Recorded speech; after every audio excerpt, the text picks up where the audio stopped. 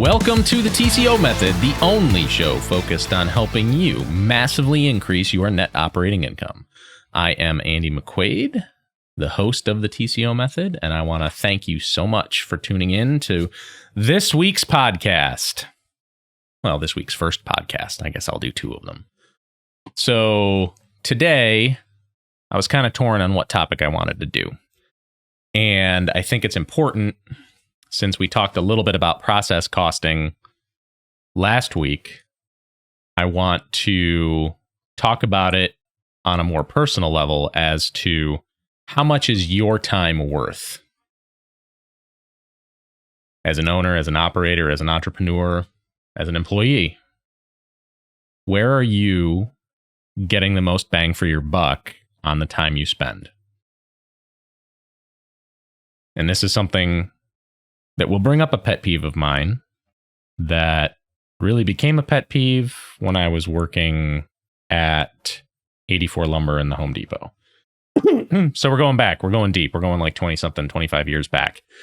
Because there's a lot of people who are very, very good at the technical skills for what they do, and very, very bad at managing their business operations. And I don't mean that they can't create a successful business. I don't mean that they're not making money. What I'm talking about is the amount of time they spend working in their business instead of on their business, and how much value they generate through their activities doing one versus the other. Okay? So we hear it all the time, right? You need to hustle, grind, work your butt off, make the money. And then in real estate, we hear, well, I created freedom for myself through real estate. I invest passively in XYZ. Your goal should be to only have to work 5 hours a week and make $100,000 a minute to do it. That should be your goal. You should be Grant Cardone. Nothing against Grant Cardone, but 2 and 2 doesn't make 4 with those two sentences. You can't both hustle, grind, and work your tail off to make your money and then have a goal of only working 5 hours a week to make the same amount of money. They can't coexist simultaneously. They're literally polar opposites. And they both work. People make money doing both. The trick is that the people who are making the money working 5 hours a week are doing it because when they do work, they work with a plan and already knowing what the value is that the time they're going to spend away from their family, away from their hobbies, away from their camp, their boat, their skiing, whatever. They're working intentionally, right? Living intentionally, working intentionally to generate the most value they can for their business. Now, part of that is having a good team supporting you that will do the 40 hours, 60 hours a week that you can't do, right? So there's a certain level of entrepreneurial aptitude in building a good team, but that's not what this episode is going to be about. This episode, I'm speaking specifically to people in real estate who are working, whether it's the 5 hour a week person who probably won't get anything out of this episode, or the 40 to 80 hour a week person who's busting their hump every minute to get things done. But how does that 40 to 60 hour a week person turn into that 5 hour a week person? Two ways. One, they build a team. They come up with other sources of incidental income, right? They have some evergreen stuff that continues to pay them through passive investing, through good relationships, through whatever. Or that 40 to 60 hour a week person focuses their time and their efforts on doing the things that it's going to take in order to get to that 5 hours a week, which means all of the time they spend, that 40 hours, needs to be focused on putting the highest value activities for their business and their personal financial welfare first. Which doesn't mean opening your email the second you get out of bed and starting to respond to emails. It means going into the day with a plan and working intentionally towards what you want. And now I'm going to go back 20 years into my past at 84 and Home Depot and talk about the guys who work the 60 to 80 hours a week, whether it's blue collar technical stuff, swinging a hammer, doing remodeling, whatever, or running a business, but getting involved in the day-to-day operations and processes of that business, which are necessary. I'm not saying that you shouldn't be involved in the day-to-day of your business. You need to be finger on the pulse to make sure that the right things are happening, right? However, what used to kill me is I would see these remodelers, these builders, these contractors, these property managers, these business owners, in a lot of cases, who will sacrifice their time to go shopping at Home Depot, Lowe's, 84 Lumber, local lumber yards, whatever it may be, so that their guys can stay on the job and keep working. Cool. Your guys should be on the job and keep working. But you as the business owner need to understand how much your time is worth and what every minute of work you do both costs you and makes you. What does it earn you in your efforts? So what killed me, and the reason I'm doing this episode today, we're going to call this, What is Your Time Worth? Part of what killed me is I would see these owner-operators leaving their, at the time, $12 to $15 an hour. Nowadays, it would be $20 to $30 an hour employees on a job site working, while you, the owner, who hopefully is making significantly more than your frontline employees, swinging hammers and cutting lumber or doing the remodeling grunt work, hopefully you're paying yourself more than you're paying those guys. Unless they're salespeople, which is a different conversation. But if they're out and they're physically working, you, the owner, are trying to do what? You own a business because you didn't like working for other people. You wanted to make more money. You wanted to achieve some level of freedom and independence, right? You wanted to be able to take advantage of all the nifty tax write-offs. So, in doing so, you've created this world where it's okay for you, the highest paid guy at your company, to go to Home Depot and shop. If you enjoy it and it brings the value that you produce every hour or that you need to produce every hour to your business, great. I don't necessarily think that's the best way for you to spend your time. I don't think it's going to deliver the returns that you think it's returning to you. And what I think is going to happen is you're going to get so focused working in your business that you're not looking at yourself objectively in the mirror and saying, how am I spending my time working on my business?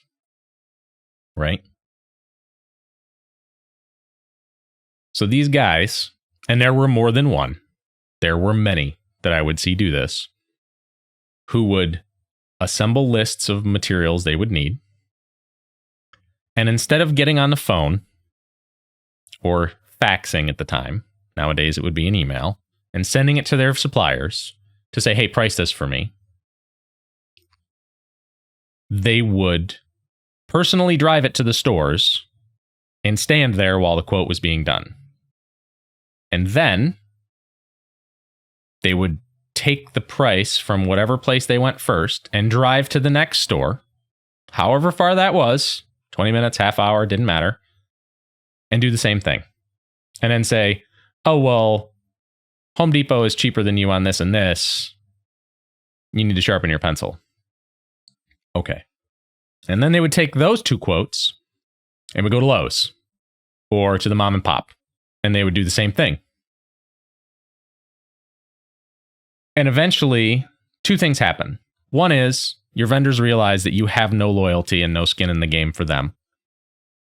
So unless they're desperate for sales just to make numbers, they're not going to take care of you when you need help, because you didn't take care of them in day-to-day business. So there's a relationship management value add piece there, right? I'm not saying pay the highest price, but there is a price to service and value and loyalty that if your procurement people, or if you're personally good at doing negotiations and relationship building, will pay dividends down the road during hard times like during the pandemic, when the guys who shopped around every place they could regularly and just took low bid, race to the bottom, right? See, I'm referencing all these other episodes you have to listen to now.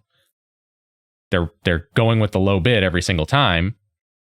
And then when issues happen, there's no meat on the bone left for the vendor to fix those issues for you, or to take care of you, or to prioritize your business.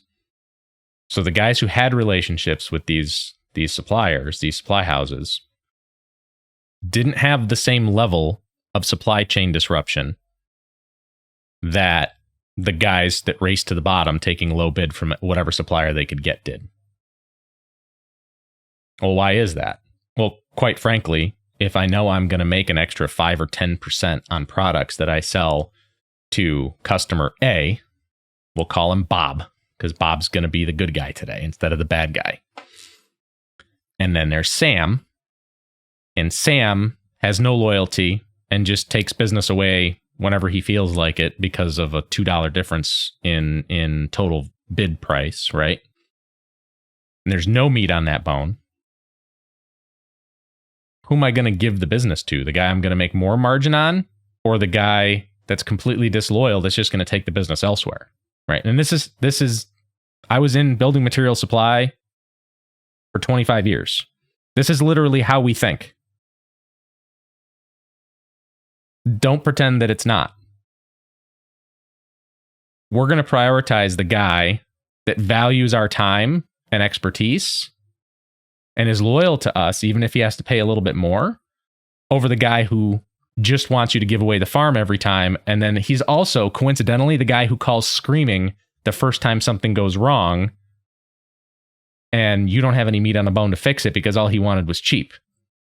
You have to price in the service and the availability for that service into your bid. High maintenance customers that don't build relationships get the worst service and the worst pricing 99.9% of the time. Now, they build things into their projects to accommodate some of that, right? Accommodate delays and all the other stuff that's going to happen, because they're going to be low man on the totem pole regardless of project size. But I watched companies locally and, up and down the East Coast who had loyalty and had relationships continue plugging along. Were they delayed? Yeah, they were delayed. Were they delayed as bad as the guy that wanted you to give away the farm every time? No. When suppliers buy materials, they buy them and will supply them to their loyal customers who give them regular business before they'll give them to the guy that's looking to do a large project at lowballs.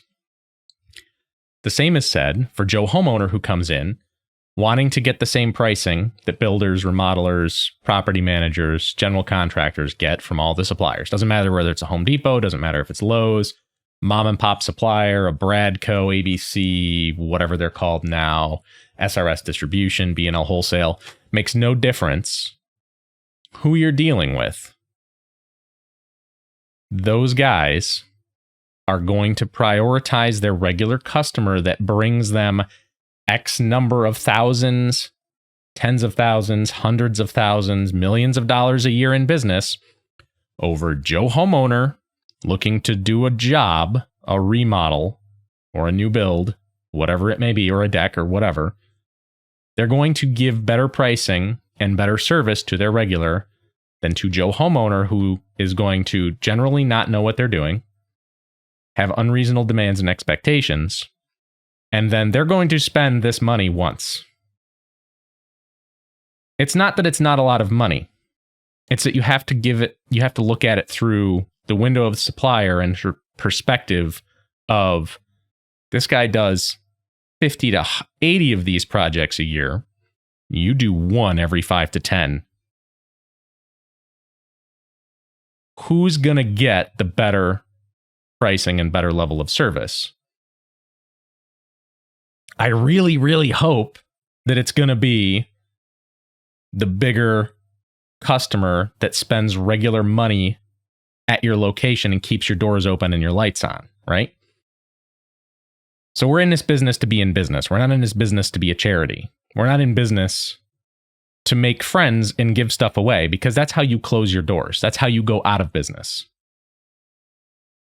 Nobody wants that.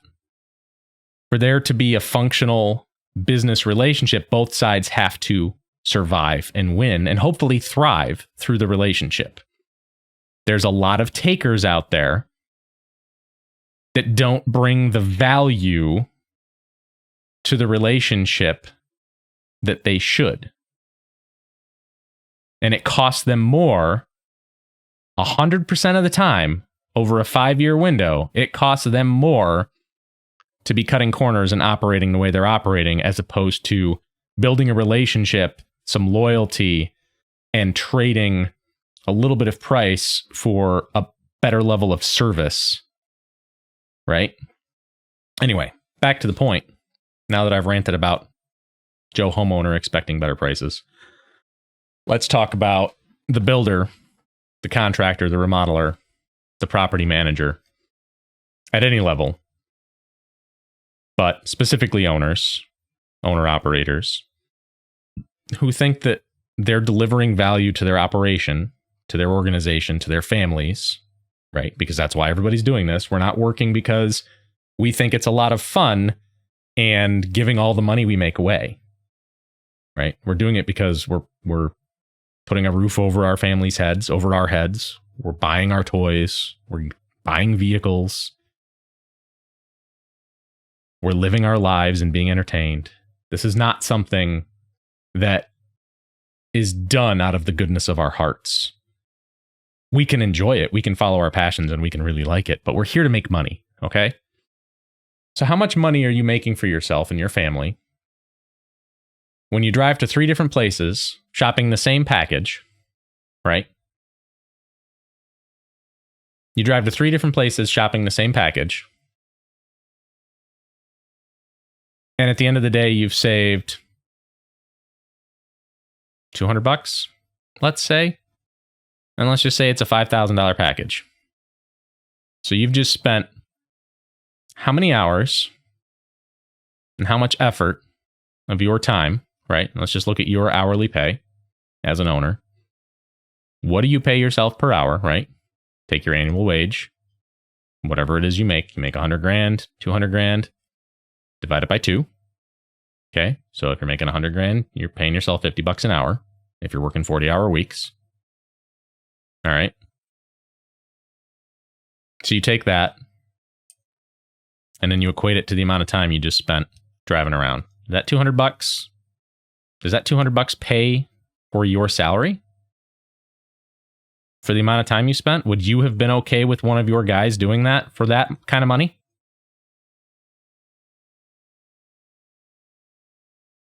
Now, the other side of that is you're a business owner.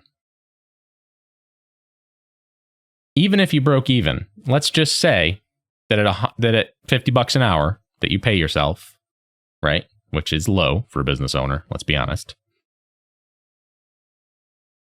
If you're okay with spending $50 an hour to shop, to save $200 and it takes you 3 hours, okay? Let's just assume it's 3 hours. It's way more than that, but let's call it 3 hours. So now you've made $50, right? Because you saved $200 by shopping it around. So you've made $50. Okay, so you're in the positive. Now, as a business owner, what could you have been doing to make more money for your business and your family as opposed to shopping around? It's one thing to shop around as an exercise to make sure you're getting fair pricing and that your relationship is being maintained properly and that everybody's putting all their cards on the table and it's a good relationship, right? Trust but verify. It's another thing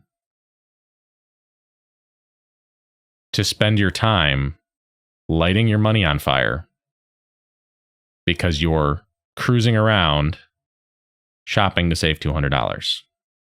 Like you're $50 positive, but what's your opportunity cost? Opportunity cost is a real thing and you need to weigh it in business. The same way we talked about it when we're looking at our net operating income, when we're talking about operating a property, what could your maintenance people be doing to help you make more money, to be more efficient, to get things done better, as opposed to fixing a toilet flapper or changing a battery in a smoke detector? What kind of money could you be generating to add to your NOI? Well, it's just a whatever, blah, blah, blah. But when you have 200 or 300 units, just that whatever, just that 15-minute, 20-minute, hour-long, 2-hour-long distraction adds up to tens of thousands of dollars a year. And when you're talking about a property, tens of thousands of dollars a year can be hundreds of thousands of dollars in value when you go to sell that property. Every dollar you save, right, direct dollar you save is like increasing your rents by $2, right? You save $1 here off of, say, maintenance supplies. You save $1. Well, you just created $2 of net revenue or of gross revenue. Except it's not quite that simple because it doesn't include the opportunity cost in that number. Opportunity cost is sort of an arbitrary number, but when we're talking about process costing, opportunity cost is a real thing. You're doing this and paying X per hour to execute this task, and it needs to be done. When you buy a product for $1 less, you're generating $2, right? Assuming you're spending 50% of your operating budget of your gross revenue on your operations and management for the property. You're generating that money. However, is that a short-term gain? Because it's still a net loss. You still had to buy something, right? So you didn't really generate that extra money, because had you not created the issue to begin with, right, by buying a cheap toilet, you wouldn't have spent that money. So really you would have added the price of the toilet and the labor, or the price of the flapper and the labor, back into your bottom line. That's an opportunity cost number. It's not an actual tangible number on paper, but it does affect your budget. Okay? Decisions have consequences. And in property management, they have long-reaching consequences.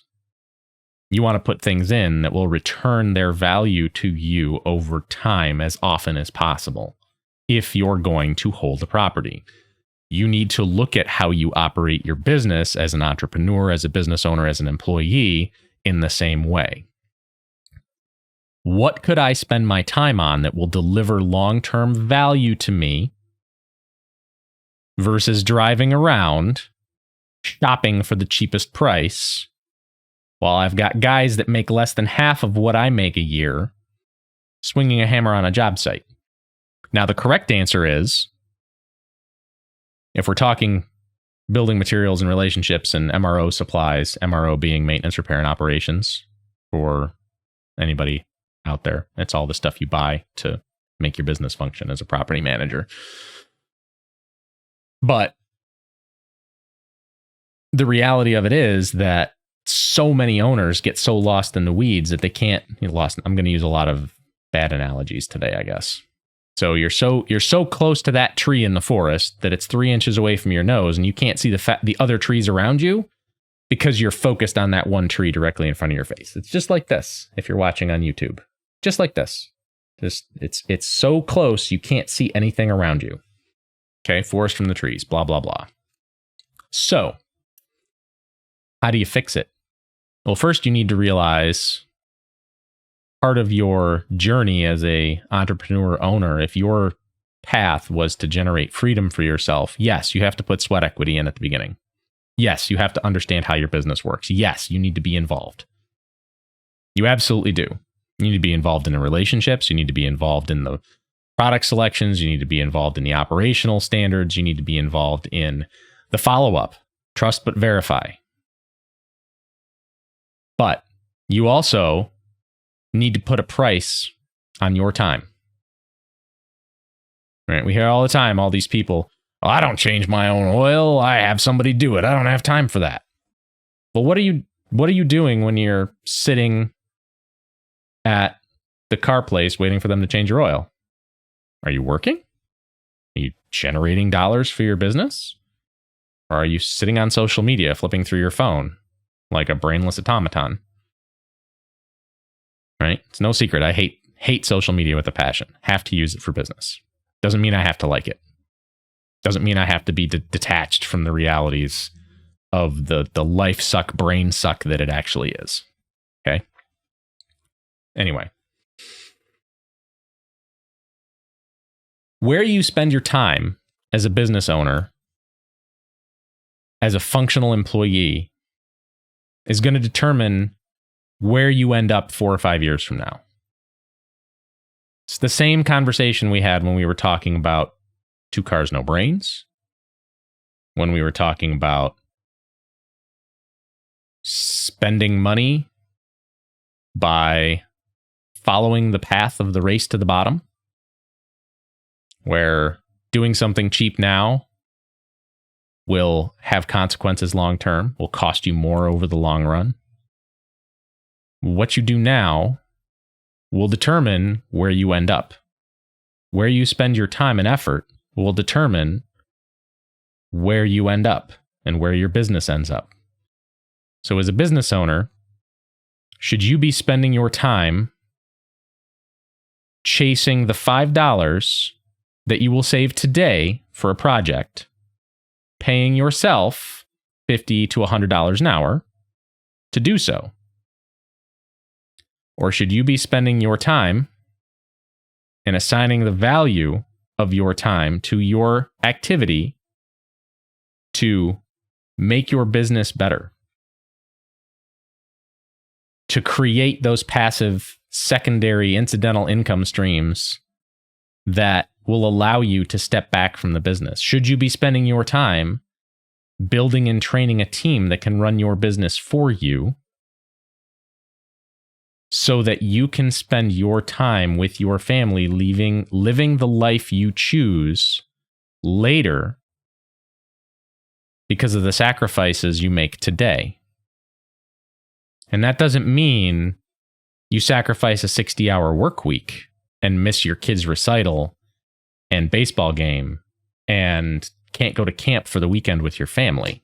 No, this means being deliberate and being intentional with how you spend your time. If you pay yourself $100 an hour, right, $200,000 a year, if you pay yourself $100 an hour, do the things you spend time on return $100 in an hour worth of value to you personally? Does sitting in front of the TV before you go to bed deliver $100 an hour in value? You know, if that's the only time that you get to see your spouse because you're both working, if that's the only time you get to see your kid because you're working, maybe it's worth that $100 an hour to sit and just relax and veg. The same can be said for going kayaking, going hiking, going camping, right? Does it return $100 an hour in value to you? Well, a lot of that stuff will. That's your family relationship. That's why you work. You're not working to live. You're not living to work. You're working to live. Right? Your life doesn't focus on your job. It is not the only thing that exists in your world. I hope. So the question becomes, How deliberate are you with how you spend your time? How much value do you assign to the activities you operate directly as a business owner, as an entrepreneur, as a solopreneur? Where are you spending your time and what's that return? The return may not be immediate. The return might take time. But is that return going to be worth missing your kid's recital, missing your kid's baseball game, not being able to go on vacation? Why are you working at all? To have things, to have freedom, to do the things you want. And yet people lose sight, right? There's a ton of people who get involved. They don't want to work their W-2. They want to make more money. They want to get into real estate. What do?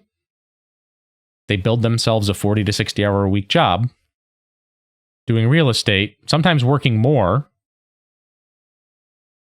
than they worked when they were on a W-2.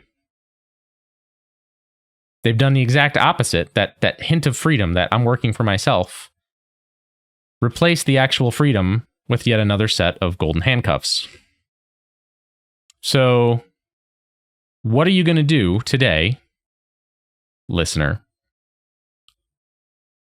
to stop yourself, if you're guilty of this, from being so deep working into your business that you forget you need to work on your business?